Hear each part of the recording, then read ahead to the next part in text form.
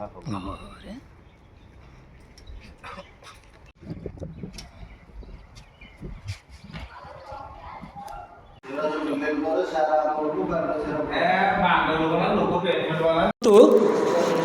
ସମୟ ପାଖାପାଖି 10ଟା ହେବ, ଏପର୍ଯ୍ୟନ୍ତ ସରକାରୀ ଡାକ୍ତର ବାବୁଙ୍କର ନିଦ ଭାଙ୍ଗୁନି। ଯଦି ଆମେ କହିବା ଡ୍ୟୁଟି ହେଉଛି ସକାଳ 8ଟାରୁ 12ଟା ଏବଂ ତା ମଧ୍ୟରେ ରେଷ୍ଟ ଏବଂ 3ଟାରୁ 5ଟା। ସକାଳ 8ଟାରୁ ଡ୍ୟୁଟି ଥିବାବେଳେ କୁଆଡ଼େ ସରକାରୀ ଡାକ୍ତର ବାବୁଙ୍କର ଏପର୍ଯ୍ୟନ୍ତ ନିଦ ଭାଙ୍ଗୁନି ଏବଂ ଅଳସ ଛଡ଼େଇ ସବୁଦିନ ମନ ଇଚ୍ଛା ଡ୍ୟୁଟିକୁ ଆସୁଛନ୍ତି। ଏ ଅଭିଯୋଗ ଆମ ପାଖକୁ ଯେତେବେଳେ ଆସିଲା ଆମେ ସିଧାସଳଖ ପ୍ରସାରଣ କରିବା ପାଇଁ ଆଗେଇ ଆସିଲୁ। ଇଏ ହେଉଛି ବାସ୍ତବ ଚିତ୍ର। ମୁଁ କ୍ୟାମେରା ପର୍ସନକୁ ଅନୁରୋଧ କରିବି ଦେଖାଇବେ। ଇଏ ହେଉଛି ମେଡ଼ିକାଲର ଦୃଶ୍ୟ, ପଣସ୍ପଦା ବ୍ରହ୍ମଗିରି ନିକଟସ୍ଥ ପଣସ୍ପଦା ମେଡ଼ିକାଲର ଦୃଶ୍ୟ। ଆପଣମାନଙ୍କୁ ଟୋଟାଲ ମେଡ଼ିକାଲର ଦୃଶ୍ୟ ଦେଖାଇବି। ଇଏ ହେଉଛି ଦେଖନ୍ତୁ ଜେନେରାଲ ଓପିଡି ସାଧାରଣ ବହିର୍ବିଭାଗ ଯେଉଁ ରୁମ୍ରେ କି ରୁମ୍କୁ ମୁଁ ସିଧାସଳଖ ଆପଣମାନଙ୍କୁ ଦେଖାଇବି। ଏ ରୁମ୍ ବର୍ତ୍ତମାନ ଖାଲି ପଡ଼ିଛି, ଡକ୍ଟରଙ୍କ ରୁମ୍ ବର୍ତ୍ତମାନ ଖାଲି ପଡ଼ିଛି। ସମୟ ପାଖାପାଖି ଆପଣମାନେ ଜାଣୁଥିବେ ପୁରା 10ଟାରୁ ଉପରେ ହେଲାଣି, କିନ୍ତୁ ଏପର୍ଯ୍ୟନ୍ତ କୁଆଡ଼େ ଡାକ୍ତର ବାବୁଙ୍କର ନିଦ ଭାଙ୍ଗୁନି।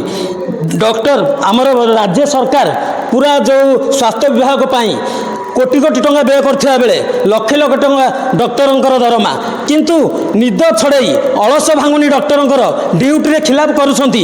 ଏ ଅଭିଯୋଗ ବାରମ୍ବାର ଆସୁଛି। ଇଏ ଆଜିର ଅଭିଯୋଗ ନୁହେଁ, ଇଏ ସଦାସର୍ବଦା ନୀତିଦିନିଆ କାମ ହେଇଛି। ଆପଣମାନେ ସିଧାସଳଖ ଦେଖନ୍ତୁ। ମୁଁ ସମସ୍ତ ରୁମ୍ ଦେଖିବାକୁ ଚାହିଁବି, ପୁରା ସହଯୋଗୀଙ୍କୁ ଅନୁରୋଧ କରିବି ସମସ୍ତ ରୁମ୍ ଦେଖିବା ପାଇଁ। ଦେଖନ୍ତୁ ଇଏ ହେଉଛି ଡକ୍ଟରଙ୍କ ରୁମ୍, ଏଇଟା ହେଉଛି ଦେଖନ୍ତୁ କୌଣସି ଷ୍ଟାଫ୍, ଦୁଃଖ ଏବଂ ପରିତାପ୍ତର ବିଷୟ, କୌଣସି ଷ୍ଟାଫ୍ ଏଠାରେ ନାହାନ୍ତି। ସିଧାସଳଖ ତାଲା ଝୁଲୁଛି, ଦେଖନ୍ତୁ ଏ ରୁମ୍କୁ ଦେଖନ୍ତୁ, ଏଠାରେ ତାଲା ଝୁଲୁଛି। ଆଉ ଆମେ ଯିବା ଅନ୍ୟ ରୂପଦା ମେଡ଼ିକାଲର ଦୃଶ୍ୟ ଦେଖାଉଛି। ସମସ୍ତ ରୁମ୍ ଖାଲି ପଡ଼ିଥିବା ବେଳେ ଦେଖନ୍ତୁ ଏ ରୁମ୍କୁ ଟିକେ ଆପଣମାନେ ଦେଖନ୍ତୁ, ଏ ରୁମ୍ ମଧ୍ୟ ଖାଲି ପଡ଼ିଛି। କିନ୍ତୁ ଦୁଃଖ ପରିତାପର ବିଷୟ, ଯାହା ଯନ୍ତ୍ରଣାରେ ଛଟପଟ ହେଉଛନ୍ତି ରୋଗୀମାନେ। ଆଉ ଅନ୍ୟ ରୁମ୍ ଦେଖେଇବି, ଦେଖନ୍ତୁ ଏପଟ ପାର୍ଶ୍ୱକୁ ଦେଖାଇବାକୁ ଚାହିଁବି। ଇଏ ହେଉଛି ଆମର ଯେଉଁ ଔଷଧ ବିବରଣୀ କେନ୍ଦ୍ର, ଯେଉଁଠାରେ କି ସେମାନେ ସେମାନଙ୍କର କାର୍ଯ୍ୟ ନିୟୋଜିତ ଅଛନ୍ତି। ପୁରା 8ଟାରୁ ସେମାନେ ଆସୁଛନ୍ତି, ଯେଉଁ ଫାର୍ମାସିଷ୍ଟ ଜଣେ ଅଛନ୍ତି ଏବଂ ଆସିଷ୍ଟାଣ୍ଟ ଜଣେ ଅଛନ୍ତି, ସେମାନେ ସେମାନଙ୍କ କାମର ଅବହେଳା କରୁନାହାନ୍ତି। ଆମର ଭାଇ ଜଣେ ଆସିଛନ୍ତି ମେଡ଼ିସିନ ନେବାକୁ। ଆଜ୍ଞା ମେଡ଼ିକାଲକୁ ଆସିଥିଲେ, ଏଠି ଡକ୍ଟର ବର୍ତ୍ତମାନ ନାହାନ୍ତି, କ'ଣ କହିବେ? ନାଇଁ ଆଜ୍ଞା, ମୁଁ ମାସିକିଆ ଔଷଧ ନେଉଛି, ମୁଁ ମାସକରେ ନେଇକି ପଳାଉଛି। ତଥାପି ଆପଣ କ'ଣ କହିବେ ଜଣେ ଏ ହିସାବରେ, ଆମର ବୁଦ୍ଧିଜୀବୀ ହିସାବରେ କ'ଣ କହିବେ? ଏହାକୁ କେମିତି ଦେଖୁଛନ୍ତି? ଡକ୍ଟର ଯେତେବେଳେ 8ଟାରେ ଡକ୍ଟର ଆସିବେ, ରୋଗୀଙ୍କୁ ସେବା ଦେବା ପାଇଁ ନିୟୋଜିତ ହୋଇଛନ୍ତି, ଲକ୍ଷ ଲକ୍ଷ ଟଙ୍କା ମଧ୍ୟ ସରକାର ଏଥିପ୍ରତି ଦେଉଛନ୍ତି ତାଙ୍କୁ ଦରମା, କିନ୍ତୁ ଏଠାରେ ଯେଉଁ ଡକ୍ଟରଙ୍କ ଅବହେଳାକୁ ଆପଣ କ'ଣ କେମିତି କ'ଣ କହିବେ? ଅବହେଳା କରୁଛନ୍ତି, ଆସୁନାହାନ୍ତି ଠିକ୍ ସମୟରେ ଟିକେ ଆଉ। ଠିକ୍ ସମୟରେ ଆସିବା ନିହାତି ଆବଶ୍ୟକ ନା? ଆବଶ୍ୟକ ଆଜ୍ଞା, ନିହାତି ରୂପେ ଯେମିତି କହୁଥିଲେ କି ପୁରା ଠିକ୍ ସମୟରେ ଆସିବା ଆବଶ୍ୟକ। ଆମେ ଭାଇଙ୍କଠୁ ଯେଉଁ ଆମର ମେଡ଼ିସିନ ଦେଉଛନ୍ତି ଚାହିଁବୁ ପ୍ରତିକ୍ରିୟା ନେବା ପାଇଁ। ଆଜ୍ଞା ପଦେ ଗୋଟିଏ ପଦ ଟିକେ ଆମର। ଆଜ୍ଞା ଆପଣ କେତେବେଳୁ ଆସିଲେଣି? ହଁ ଆସିଲାଣୁ 8ଟା ବେଳୁ ଆସିଲାଣୁ। ଆଉ ଆମର ଡକ୍ଟର ଏପର୍ଯ୍ୟନ୍ତ ସମୟ ବର୍ତ୍ତମାନ 10ଟା ଆସନ୍ତି, ଆଜି କ'ଣ ହେଇଛି ଆସିନାହାନ୍ତି, ଆସନ୍ତି। ଆମେ ଅଭିଯୋଗ ଶୁଣିଥିଲୁ, ଆମେ ମଧ୍ୟ ମଝିରେ ଆସିଥିଲୁ ଏବଂ ରୋଗୀମାନେ ଆସିକି ବସିଥିଲେ ଏବଂ ଡକ୍ଟର ଆସିନଥିଲେ। ବାରମ୍ବାର ଅଭିଯୋଗ ଶୁଣିବା ପରେ ଆମେ ଖବର ପ୍ରସାରଣ କରିବା ପାଇଁ ଆସିଥିଲୁ। ତ କ'ଣ କେମିତି ଦେଖୁଛନ୍ତି, କାହିଁକି ସାର୍ ବାରମ୍ବାର ଅବହେଳା କରୁଛନ୍ତି? ଏଠି କେତେଜଣ ଡକ୍ଟର ନିୟୋଜିତ ହେଇଛନ୍ତି ଏବଂ କେତେଟା ତାଙ୍କର ଡ୍ୟୁଟି, ଏତେ ପର୍ଯ୍ୟନ୍ତ କାହିଁକି ଆସିନାହାନ୍ତି? ସାର୍ କ'ଣ ଆସନ୍ତି? କେତେ ଜଣ ଏଠାରେ ନିୟୋଜିତ ହେଇଛନ୍ତି ଡକ୍ଟର? 2 ଜଣ ଡାକ୍ତର ଅଛନ୍ତି ଆମର, ଜଣେ ଲେଡ଼ିଜ୍ ଜଣେ ଜେଣ୍ଟସ୍। ହଁ ଜଣେ ଆୟୁଷ ଡାକ୍ତର ଆଉ ଜଣେ ବିବିସି ଡାକ୍ତର। ଆଉ ଏବେ 10ଟା 10 ହେଲାଣି, ଆସିନାହାନ୍ତି, କ'ଣ କହିବେ? ରୋଗୀ କେମିତି ଟ୍ରିଟମେଣ୍ଟ ହେଉଛନ୍ତି? ପଳେଇ ଆସନ୍ତି, କ'ଣ ଟିକେ ପ୍ରୋବ୍ଲେମ୍ ହେଇଥିବ ବୋଲି ଆସିନାହାନ୍ତି ବୋଧେ। ଆଉ ଆଜି ନୂଆ ନାହିଁ, ସଦାବେଳେ ଅଭିଯୋଗ ଆସୁଛି, ସଦାବେଳେ ଏମିତି ହେଉଛି। ଆପଣ ଡ୍ୟୁଟି ଆପଣ ଠିକ୍ ସେ କରୁଛନ୍ତି? ହଁ ଆମ ଡ୍ୟୁଟି ଆମେ କରିବା, ଆମେ କରିବାନି କେମିତି ଡ୍ୟୁଟି? ସିଧାସଳଖ ମଧ୍ୟ ଆମ ସାଥିରେ ଜଣେ ରୋଗୀ ଅଛନ୍ତି, ସିଧାସଳଖ ତାଙ୍କଠାରୁ ପ୍ରତିକ୍ରିୟା ନେବା। ଆଜ୍ଞା ଆପଣଙ୍କ ପରିଚୟଟା କୁହନ୍ତୁ, ନାଁଟା କୁହନ୍ତୁ। ପରିଚୟ ଆଜ୍ଞା ଅଭିମନ୍ୟୁ ସେଠି ଭଗବାନପୁର। ମୁଁ ଜଣେ ପେସେଣ୍ଟ ଆସିଛି ଦେଖିବା ପାଇଁ, ମୋତେ ଏପର୍ଯ୍ୟନ୍ତ ଡକ୍ଟର ଆସିନାହାନ୍ତି। ମୁଁ ନିରାଶ ହେଇକି ଯାଉଛି, ଆଉ କ'ଣ କରିବି? ଆଜ୍ଞା ଏ ଯେଉଁ ବାରମ୍ବାର ଡକ୍ଟରଙ୍କର ଡ୍ୟୁଟି 8ଟାରେ ଆସିବା, 8ଟାରୁ ଆସିବା, ଏବେ ପାଖାପାଖି ସମୟ 10ଟା 10 ହେଲା, 10ଟା 10 ହେଲାଣି। କ'ଣ କହିବେ? ଏମିତି ଅନେକ ରୋଗୀ ଫେରିକି ଯାଉଛନ୍ତି, ତ ଏଥିପ୍ରତି ନିରାଶ ହେଉଛି। ଆଉ ମେଡ଼ିକାଲ ଥାଇକି ତାର ମୂଲ୍ୟ କିଛି ନାହିଁ, ଆଉ କ'ଣ କରିବୁ? ଆମେ ନିରାଶ ହେଇକି ଯାଉଛୁ, ଆଉ କ'ଣ ବାଧ୍ୟ ହେଇକି। ସିଧାସଳଖ ଶୁଣିଥିଲେ ଆମ ପାଖରେ ଜଣେ ମଉସା ମଧ୍ୟ ଅଛନ୍ତି, ଦେଖିବାକୁ ଆସିଥିଲେ। ମଉସାଙ୍କର କିଛି ପ୍ରତିକ୍ରିୟା ନେବାକୁ ଚାହିଁବା। ମଉସା ପ୍ରଥମେ ଆପଣଙ୍କ ନାଁଟା ଟିକେ କୁହନ୍ତୁ। ନିରଞ୍ଜନ ଗଡ଼ି। ହଁ କ'ଣ କୁଆଡ଼ିକି ଆସିଥିଲେ ମେଡ଼ିକାଲରେ, କ'ଣ ଆପଣଙ୍କର? ଔଷଧ ପାଇଁ ଟିକେ କଫ ସିରପ ପାଇଁ। ଏବେ ଡକ୍ଟର ଏପର୍ଯ୍ୟନ୍ତ ଡକ୍ଟର ଆସିନାହାନ୍ତି ଆସିନାହାନ୍ତି ସେ ଯେ ସବୁବେଳେ ଆସୁଛନ୍ତି ଡେରିରେ ସବୁଦିନ ଏମିତି ଡେରି କରୁଛନ୍ତି ପେସେଣ୍ଟ ଆସୁଛନ୍ତି ନିରାଶ ହେଇକି ଫେରୁଛନ୍ତି କରୁଛନ୍ତି ସିଧାସଳଖ ପ୍ରତିକ୍ରିୟା ଶୁଣୁଥିଲେ ସବୁଦିନ ଏମିତି ପେସେଣ୍ଟ ଆସୁଛନ୍ତି ସିଧାସଳଖ ନିରାଶ ହେଇ ଫେରୁଛନ୍ତି ହଁ ଗାଁ ନା ଆଉ କ'ଣ ମେଡ଼ିକାଲକୁ ଆସିଥିଲେ ଦେଖା କଲେଣି ଡକ୍ଟରଙ୍କୁ ଡକ୍ଟର କ'ଣ ଏମିତି ସଦାବେଳେ ଡେରି ଯାଉଛନ୍ତି ଆଉ କ'ଣ କରିବେ ଏବେ ଡକ୍ଟରଙ୍କୁ ଅପେକ୍ଷା କରିବେ ଆପଣଙ୍କ ଦେହ କ'ଣ ହେଉଛି ଅପେକ୍ଷା କରିକି ବସିବେ ଡକ୍ଟରଙ୍କୁ 10:30 ହେଲାଣି ଆମର ପେସେଣ୍ଟ ଆମେ ଦେଖୁଥିଲୁ ବର୍ତ୍ତମାନ ଆମେ 8:30ରେ ଆସିକି ବସୁଛୁ କିନ୍ତୁ ପେସେଣ୍ଟ ବହୁତ ବସିଥିଲେ ନିରାଶ ହେଇକି ଫେରିଗଲେ କ'ଣ କହିବେ ଏବେ ଏବେ ସମୟ 10:30 ହେଲାଣି କ'ଣ କହିବେ ମ୍ୟାଡ଼ାମ୍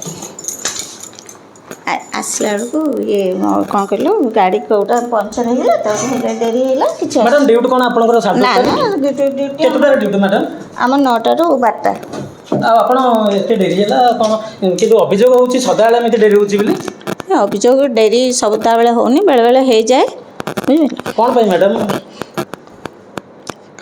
କ'ଣ ପାଇଁ ମାନେ କ'ଣ ଆଉ ଆମର କ'ଣ ଖାଲି ଓପିଡ଼ି ଡ୍ୟୁଟି ଅନ୍ୟ କାମ ବି ରହୁଛି ନା ଆପଣ ଅନ୍ୟ କାମ କରିବେ ସେଥିପାଇଁ ଡେରି ଆସୁଛନ୍ତି ଅନ୍ୟ କାମ ମାନେ କ'ଣ ଘର କାମ କରୁଛୁ ଅଫିସ୍ କାମ ହିଁ ଥାଉଛି ହେଲା ଆପଣ ଏମିତି କ'ଣ ରୁଲ୍ ରେଗୁଲେସନ୍ ଅଛି କି ସାରିଲା ପରେ ଆସିବେ ଡକ୍ଟର କିଛି ରୁଲ୍ସ ଆଣ୍ଡ ରେଗୁଲେସନ୍ ନାହିଁ ଶୁଣ ତ ମୁଁ କହୁଛି ଆମେ ବି ଏଇ ଜାଗାରେ ଆଉ ରହିବାକୁ ଚାହୁଁନୁ ବୁଝିପାରିଲ ଯାଉନୁ ଆମର ଯଦି ବଦଳି କରିଦେବ ତୁମ ମାଧ୍ୟମରେ ତୁମକୁ ଅନୁରୋଧ କରୁଛି ବୁଝିଲ ଏଇଠି ପଣସପଦାର ଆୟୁଷ ଡକ୍ଟରମାନେ ବି ଅଛନ୍ତି ହେଲା ଯଦି ଏପଟେ ଯେ ଆସିବେ ଆମ ପଣସପଦା ଗାଁ ଝିଅମାନେ ଅଛନ୍ତି ଯେଉଁମାନେ ବାହାରେ ଯାଇକରି ଚାକିରି କରୁଛନ୍ତି ହେଲା ସେମାନଙ୍କୁ ଆଣନ୍ତୁ ଆମକୁ ବରଂ ଆମେ ଆମ ଘର ପାଖକୁ ଯିବୁ ଆମକୁ ସୁବିଧା ହେବ ତୁମ ମାଧ୍ୟମରେ ସେଇଟା ଆହୁରି କରିଦିଅ ମୁଁ ବହୁତ ଖୁସି ହେବି ନା ଆମେ ମ୍ୟାଡ଼ାମ୍ ଆମେ କାହାକୁ ଚେଞ୍ଜ କରିବାକୁ ଆସିନୁ ଆମେ ଯାହା ତମ ମାଧ୍ୟମରେ ସମସ୍ୟାକୁ ସମାଧାନ କରିବୁ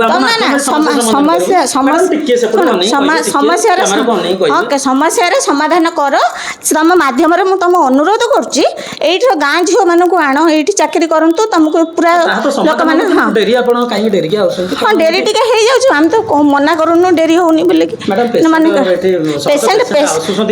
ପେସେଣ୍ଟ ଆସୁଛନ୍ତି ଶୁଣ ପେସେଣ୍ଟ ଶୁଣ ଆମ କାମ ହେଉଛି 12ଟା ଯାଏଁ କିନ୍ତୁ ପେସେଣ୍ଟ 2ଟା 3ଟା ଯାଏଁ ଆସୁଛନ୍ତି ଆମେ କ'ଣ ରହୁଛୁ ନା ଆମେ ପେସେଣ୍ଟକୁ ଫେରି ଦେଉଛୁ ନାଇଁ 8ଟା 9ଟାରୁ 12ଟା ପର୍ଯ୍ୟନ୍ତ ବୁଝିପାରିଲ କିନ୍ତୁ ଆମେ 2ଟା 3ଟା ଯାଏଁ ରହୁଛୁ 8ଟା ଖରାଦିନେ 8ଟା ଶୀତ ଦିନେ ଆମର ମାର୍ଚ୍ଚ ମାସରେ ହେଉଛି 9ଟାରୁ 12ଟା ବୁଝିପାରିଲ ମନା କରୁନୁ 10:30 ହେଲେ 10:15 20 ହେଇଛି ସକାଳୁ ଆସିକି ବସିଛନ୍ତି 8ଟାରୁ ଆସିକି ବସିଛନ୍ତି ଆପଣ 10:30 ହେଲାଣି ସମୟ କ'ଣ ଡେରି କ'ଣ ପାଇଁ ହେଲା ସାର୍ ନାଇଁ ଶୁଣନ୍ତୁ ମୁଁ ପୁରୀରୁ ଯିବା ଆସିବା କରୁଛି ମଝିରେ ଆମ ଘର ପୁରୀରୁ ଯିବା ଆସିବା କରୁଛି ଆଜି ବି ପୁରୀରୁ ଆସିଲି ସେ ଯେଉଁ ଟିକେ ଲେଟ୍ ହେଇଗଲା ଆଉ ଗାଡ଼ି ବି ସେଇ ଯେଉଁ ଟିକେ ଲେଟ୍ ହେଇଗଲା ଅଭିଯୋଗ ଯାହା ଆମକୁ ଅଭିଯୋଗ କରିଥିଲେ କି ସବୁଦିନ ପ୍ରତ୍ୟେକ ଦିନ ଏମିତି ଡେରି ହେଉଛି ବୋଲି ନାଇଁ ମୁଁ 9:30 ସୁଦ୍ଧା ପଳେଇ ଆସେ 9:30 ସୁଦ୍ଧା ପଳେଇ ଆସେ ଡ୍ୟୁଟି କେତେଟା କି ଡ୍ୟୁଟି 8ଟାରୁ 12ଟା ଯେ 9:30ରୁ ଆସିକି ମୁଁ 1:30 ପର୍ଯ୍ୟନ୍ତ ଡ୍ୟୁଟି କରେ 9:30ରୁ ଆସେ 1:30 ପର୍ଯ୍ୟନ୍ତ ଡ୍ୟୁଟି କରେ କିନ୍ତୁ ପେସେଣ୍ଟ ତ ନିରାଶ ହେଉଛନ୍ତି ଆସୁଛନ୍ତି ନାଇଁ ମୁଁ କହିଦେଇଥାଏ ଆଟେଣ୍ଡାଣ୍ଟ ଯେଉଁମାନେ ଅଛନ୍ତି ଟିକେ ଅପେକ୍ଷା କରିତେ ମୁଁ ଯାଇକି ପହଞ୍ଚିକି ପେସେଣ୍ଟ ଦେଖିବି ସାର୍ ଅପେକ୍ଷା କଲେ 8ଟାରୁ ଆସିକି 10:30 ହେଲାଣି ଆଜି ଲେଟ୍ ହେଇଗଲା ନା ମୁଁ 9:30ରୁ 1:30 ଡ୍ୟୁଟି କରେ ସାର୍ କିନ୍ତୁ ଅଭିଯୋଗ ହେଉଛି ପ୍ରତ୍ୟେକ ଦିନ ହିଁ 10ଟା ପରେ ଆପଣ ଆସନ୍ତି ପେସେଣ୍ଟ ମାନଙ୍କର ଯାହା ଅଭିଯୋଗ ପ୍ରତ୍ୟେକ